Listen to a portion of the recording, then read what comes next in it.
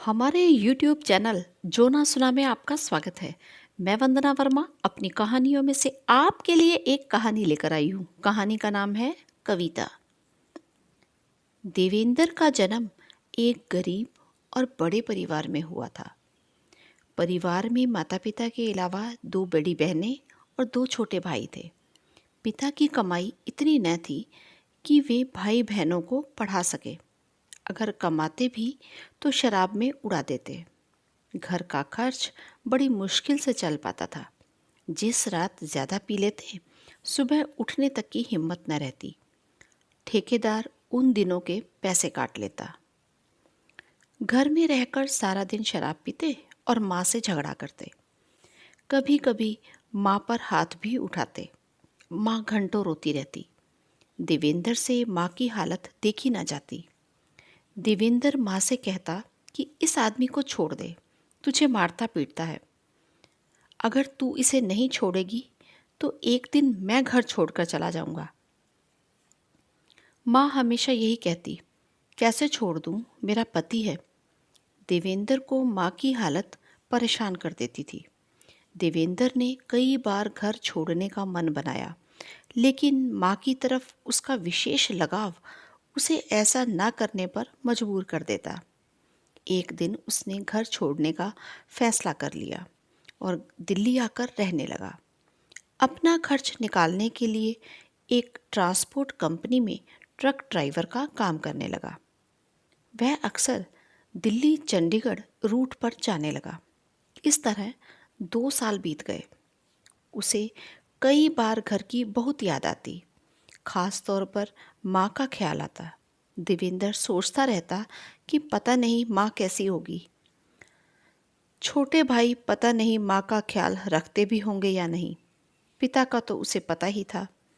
पिता का ख्याल आते ही उसका मन उदास हो जाता था और घर जाने का विचार मन से निकालकर अपने आप को काम में व्यस्त कर लेता।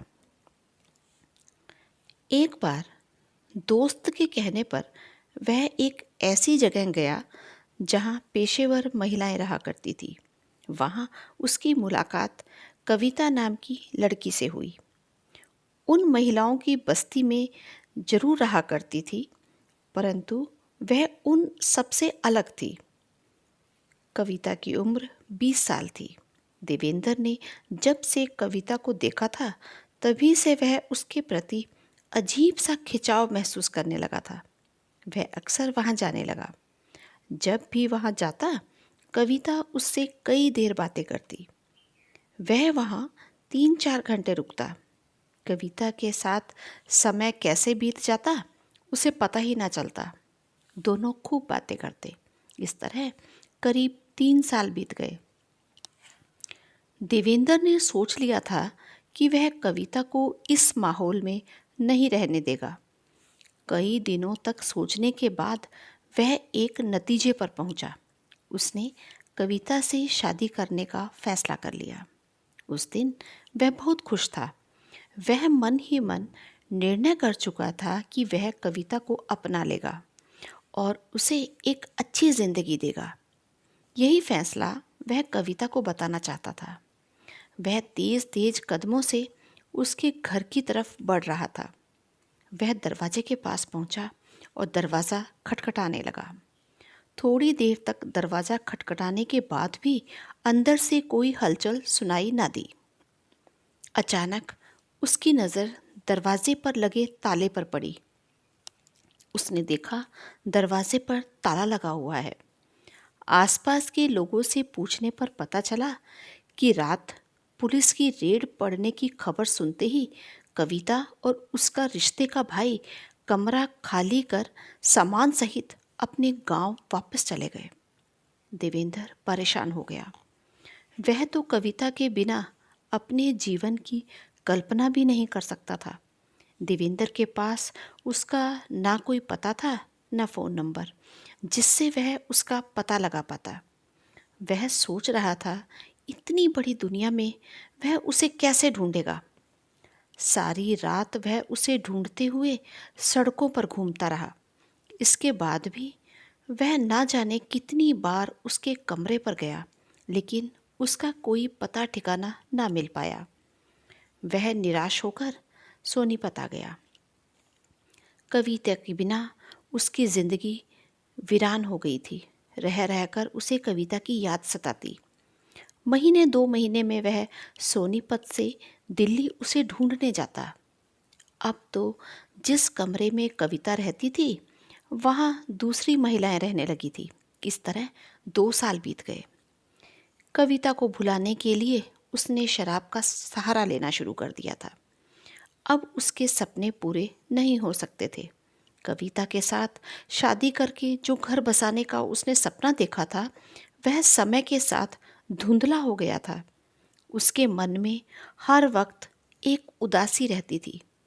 देवेंद्र के दोस्त उसे समझाने की बहुत कोशिश करते कि शराब का सहारा लेकर जिंदगी नहीं कटेगी।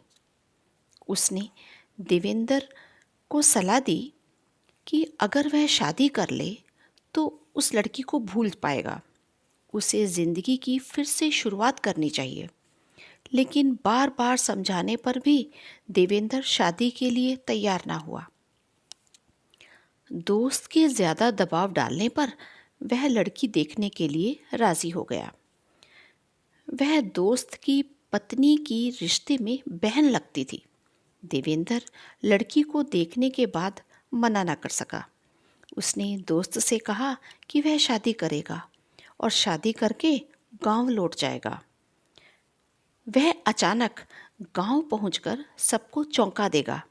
उसकी माँ बहू को देखकर बहुत खुश होगी। वह फिर से एक सुखद वैवाहिक जीवन के सपने देखने लगा। देवेंद्र का रिश्ता तय हो गया। 3 महीने बाद उसकी शादी थी। इस दौरान उसे एक बार तेज बुखार हो गया। 2-3 दिन भयंकर सिर दर्द हुआ। उसके बाद इतनी कमज़ोरी महसूस कर रहा था कि चल भी नहीं पा रहा था। उसने डॉक्टर की सलाह पर ब्लड टेस्ट करवाया। रिपोर्ट आई तो पता चला कि वह HIV पॉजिटिव है। उसने तो कभी सपने में भी नहीं सोचा था कि उसे ऐसी बीमारी भी हो सकती है। वह भीतर से टूट चुका था। उसे लगने लगा था कि जिंदगी एक बार फिर उसे धोखा दे रही है।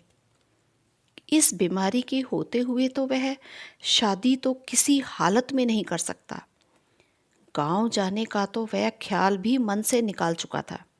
शादी करके एक सुखमय वैवाहिक जीवन का सपना वह बहुत पीछे छोड़ चुका था। उसने अपनी बीमारी के बारे में दोस्त को बताया और उसके साथ लड़की वालों के घर गया और इस बीमारी के बारे में उन्हें सब कुछ बता दिया। देवेंद्र ने उन्हें स्पष्ट बता दिया कि वह HIV पॉजिटिव है और शादी करके किसी और की ज़िंदगी खराब नहीं करना चाहता। लड़की वालों ने जब उसकी इस बात को सुना तो उन्होंने ईमानदारी से सच्चाई बताने की बहुत सराहना की। अब वह समझ गया था कि उसे अब जिंदगी का संघर्ष अकेले ही करना है। उसने अब एक और फैसला लिया कि अब वह एड्स का इलाज लेगा। जैसे ही ठीक होगा काम पर जाएगा। साथ ही अपनी खुशी और सपनों को पूरा करने के लिए किसी और की जिंदगी खराब नहीं करेगा।